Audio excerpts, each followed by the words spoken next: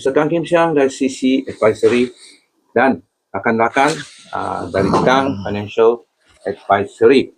Ya. Nah, jadi hari ini kita punya topik ialah bicara literasi kewangan. Jadi satu, risiko kewangan yang moden.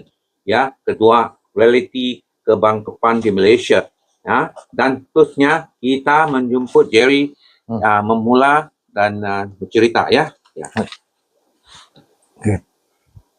Kita teruskan dengan bicara literasi keuangan. Oke. Perkara pertama, risiko keuangan moden. Oke. Risiko keuangan moden sekarang kiat mencengkam. Banyak shopping line online.com menawarkan buy now pay later service, juga menyebabkan orang mudah terperangkap, mudah terpengaruh because of karena buy now pay later. Pengaruh FOMO, fear of missing out, juga menyebabkan para pemuda dan belia juga mudah terperangkap dengan hutang. Itu saya. Alright. Realiti kebangkitan Malaysia. Okay. Oleh kerana korang mudah berhutang, gara-gara buy now pay later dan pengaruh FOMO, fear of missing out, menyebabkan ini laporan daripada Insolvency Department, Jabatan Kebangkitan Malaysia, Insolvency Department, memberitahu ramai golongan muda terperangkap dengan bankruptcy order, jatuh bankrupt. Sekarang bankrupt jadi semakin mudah, bukanlah macam dulu 80-an, orang tua, bos besar, hutang banyak bawa bankrupt. Ini muda-muda semua bankrupt. Sungguh membingungkan. Jika sudah bankrupt, kenapa berhenti kerja? Mau belajar pun tak boleh, mau batu pun tak boleh, buka bank pun tak boleh. Mau keluar masuk ke luar negeri untuk apapun pun mau, jabatan bankruptcy beri kebenaran.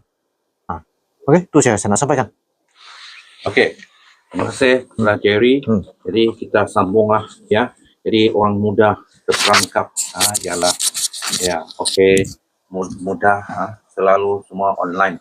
Jadi semua pun ya. Jadi yang ketiga ini strategi pengurusan wang bijak ya. Macam mana kita boleh gunakan kita punya duit dengan bijak ya. Keperluan versus kehendak. Jadi bila kita pergi supermarket, di mana-mana ikut kita punya budget, ya, tengok barang memang cantik lah, ya, tengoklah cuci-cuci marah bolehlah. Jangan terus mau ikut hati, ya. Keperluan baru beli. Jadi kalau kehendak jangan beli. Simpan kita duit dulu sampai cukup dulu baru beli. Ini yang mau dikasih ingatkan. Jadi formula simpanan itu mesti mau untuk kecemasan, ya, 10% sampai 30%, ya, itu mesti simpan. Duit ini kalau sudah gaji terus pergi akaun lah. Jadi potong itu yang 30% itu simpan. Nanti yang tinggal yang lain tu baru ikut formula dalam budget. Jangan kasih pakai tinggal beringgit-ringgit baru kasih duit masuk duit kecemasan. Ini tak boleh, ya. Jadi keempat ialah peranan AKPK dan pelaburan.